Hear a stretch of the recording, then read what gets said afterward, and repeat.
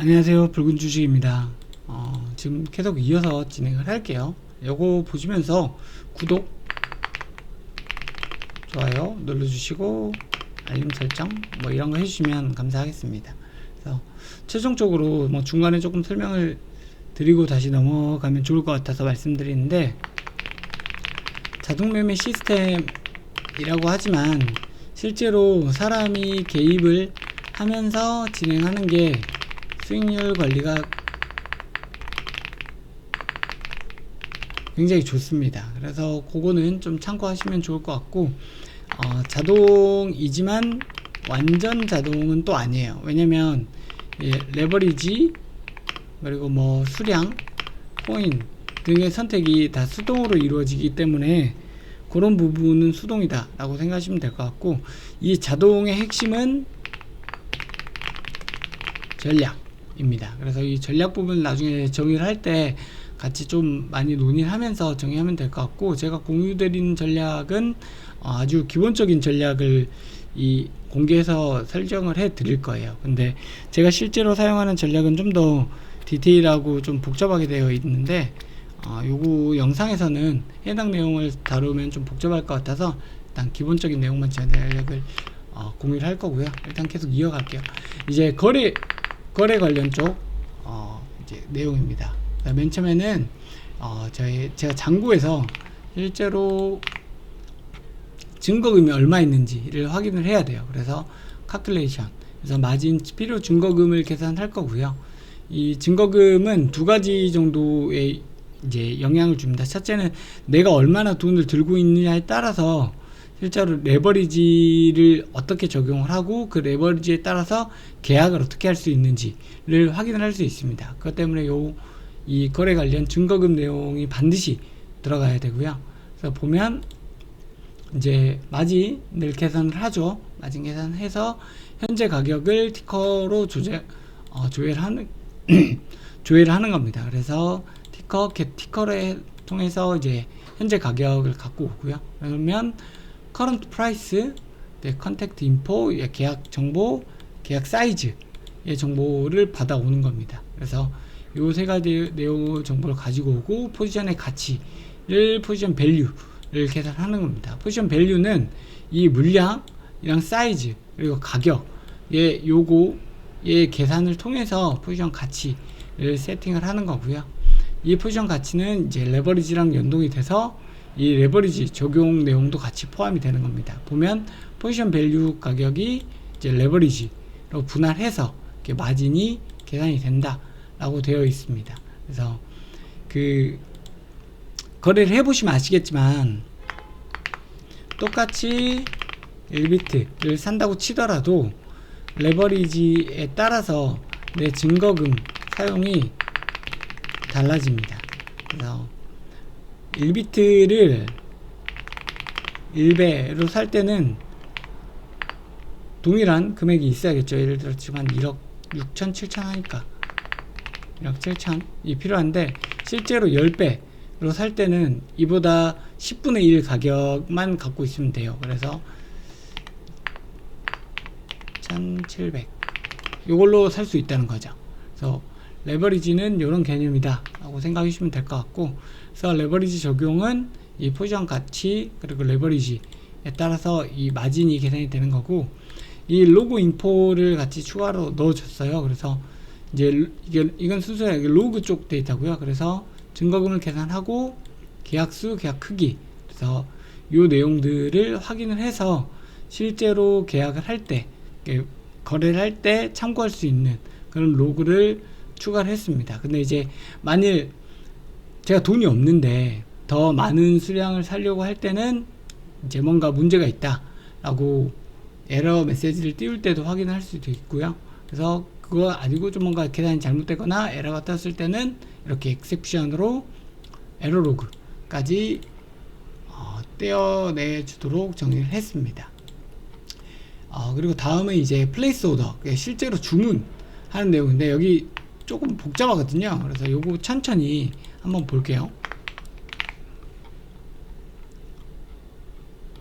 플레이스 오더 쪽, 이제 실제로 거래를 할 때 필요한 정보들을 정리를 하는 겁니다. 여기 중점적으로 봐야 되는 건 이렇게 오더 타입, 그래서 마켓 가격으로 할 건지 혹은 리미트, 마켓은 리미트 뭐냐면 시장가와 지정가입니다. 그래서 마켓은 시장가고 리미트는 지정가거든요. 그래서 지정가와 시장가의 차이는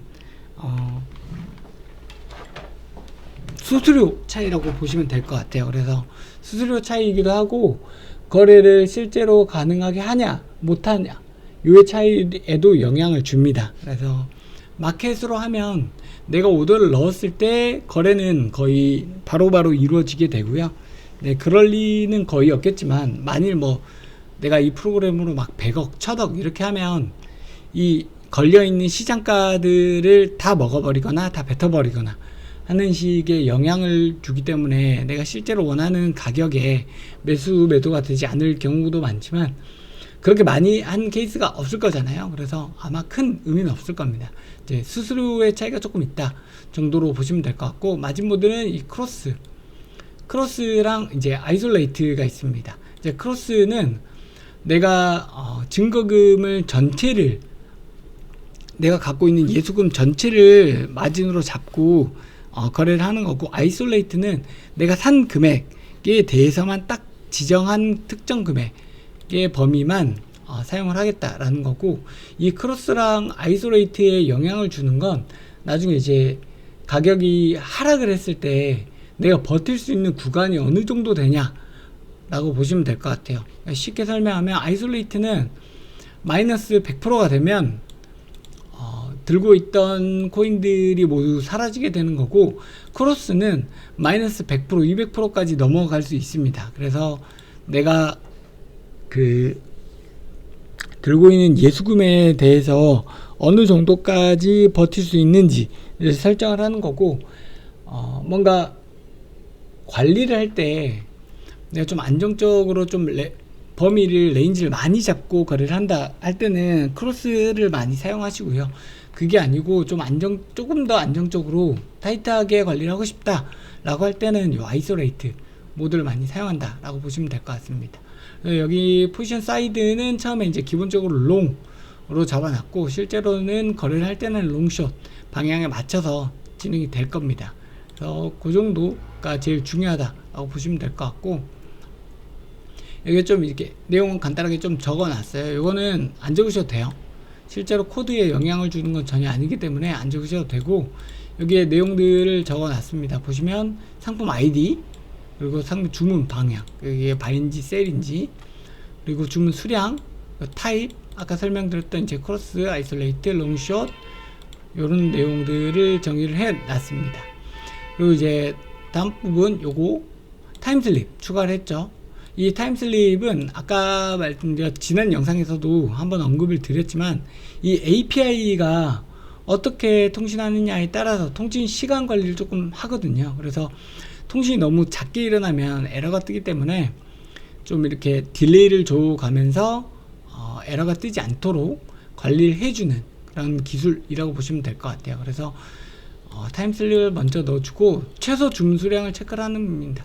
예를 들어서 비트코인은 OKX 거래소 기준으로 0.001개가 최소 수량인데, 뭐 이렇게 거래를 진행하게 되면 거래가 안 돼요. 그래서 그런 최소 수량을 체크하는 기능들을 추가를 해줬고요. 그래서 미니멈 코인 어카운트에서 이렇게 그래서 로고를 띄워주는 겁니다. 최소 주문 수량이 최소값보다 작다 그러면 최소값으로 조정을 해야 된다 라는 이렇게 메시지를 띄워주도록 예약을 했고요. 코인 수량 번역, 이 내용은 제가 뒷부분에 좀 다르게 조금 업데이트를 했는데, 거래소마다 수량으로 거래를 하는 게 있고 최소 계약 단위로 거래를 하는 게 있어요. 그래서 그런 거래 문제를 해결하기 위해서 이 계약 수량 내용을 추가를 했고, 거래소 제가 이 내용을 여기에 넣은 거는 저는 이 OKX 거래소 뿐만이 아니라 뭐 바이비트 쪽에서도 이 자동매매 쪽 내용을 정리를 해놨는데, 근데 좀 동일하게 쓰려고 같이 넣어놨습니다. 그래서 그런 개념이다 라고 보시면 될 것 같고, 요거 이제 컨택트 퀀터티 내용을 이렇게 물량으로 최소 물량으로 정의하는 내용까지 같이 포함이 되어 있다 라고 보시면 될 것 같고요. 이 계약을 했으면 저희 증거금 계산을 해야죠. 그래서 얼마가 필요해 라는 계산을 하는 이 required margin을 계산하는 함수를 추가를 했고요. 이제 주문 데이터 쪽 내용입니다. 이 주문 데이터는 이렇게 요거 ID, 인스트루먼트 ID는 코인 이름입니다. 코인 이름 ID, 그리고 마진 모드, 사이드 방향, 이게 로그인지 숏인지, 오더 타입이 뭔지, 그리고 퀀터티, 물량이 어느 정도인지 등등을 체크하는 요거 범위라고 보시면 될 것 같고요. 이 데이터 구성이 잘 맞아야 실제로 주문이 잘 이루어집니다. 이제 뒷부분에 이제 실제 주문 실행하는 쪽 내용이 정의가 됐고요. 이 주문 실행은 이제 역시 마지막으로 오더 쪽에 이제 엔드포인트를 잡고 주문을 하는 겁니다. 그래서 화면을 나중에 만들어서 저희가 주문을 넣으면 이게 실제로 주문이 됐는지 안 됐는지를 체크를 하고, 이 주문을 넣을 때 이 데이터들이 잘 들어가는지를 요 코드를 통해서 확인을 할 거예요. 그래서 주문이 잘 되면 주문이 성공했다라는 로그를 띄워줄 거고요. 그래서 실제로 주문된 ID, 계약 수량, 필요 증거금이 얼마가 됐다 라고 확인을 할 거고요. 만일 주문이 잘 안 됐으면 이렇게 문제가 있다 라고 에러를 띄워줄 겁니다. 네, 그리고 이제 에러를 띄우는 거에서 끝나지 않아서 한 번 더 추가 에러를 조금 잡을게요. 그래서 에러 메시지를 조금 더 상세하게 잡아 볼 건데요. 저희가 이제 자동 매매만 돌리다 보면 이 가끔 거래소 화면을 안 보고 있을 때가 있어요. 그래서 거래소 화면을 안 보고 있을 때 이 에러 메시지를 바로 잡을 수 있도록 이렇게 환경 사용자 친화적인 메시지 쪽을 정리를 조금 했어요. 그래서 보면 증거금 부족으로 뭔가 안 됩니다. 수량이 너무 작다. 최소도 아니다. 수량이 너무 크다. 포지션이 없어서 추가적인 뭔가 할 수 없다. 등등의 에러 메시지를 정의를 좀 했습니다. 그래서 이 에러 메시지 코드를 보면 이거는 거래소에서 실제로 관리하는 코드들 번호거든요. 그래서 이 번호 기준으로 이 에러 메시지를 이제 한글로 이해할 수 있도록 정의를 했습니다. 그래서 이런 메시지가 뜨면 실제로 주문이 안 되거든요. 그래서 주문 실패가 뜨기 때문에 최종적으로 이 메시지 코드를 확인하고 메시지를 띄울 수 있도록 정의를 했습니다. 마지막으로 이제 주문하는 게 아니라 주문을 넣는데 주문이 뭐 마음에 안 들거나 지금 이 타이밍에 들어가면 안 될 것 같다 라고 생각할 수도 있기 때문에 요 캔슬 오더 쪽 내용도 정리를 했고요. 캔슬 오더 쪽 내용은 뭐 큰 내용은 없습니다. 주문했던 아이디 기준으로 취소하는 내용을 추가를 하는 겁니다. 그래서 말 그대로 오더 캔슬 쪽 내용이고요. 그래서 오더 아이디를 찾아서 이거를 취소하는 그런 코드가 추가되어 있습니다. 여기까지가 이제 주문을 하기 위한 실제로 코드들 내용이고, 이 플레이스 오더를 잘못 코딩하게 되면 나중에 주문이 안 들어가거든요. 그래서 그 문제가 발생되면 안 되기 때문에 이 부분 반드시 디테일하게 잘 체크해 주시면 좋을 것 같습니다. 그러면 다음 시간에는 실제로 이제 시장 데이터 받아오는 내용을 정리를 해 볼게요. 구독, 좋아요 부탁드립니다. 감사합니다.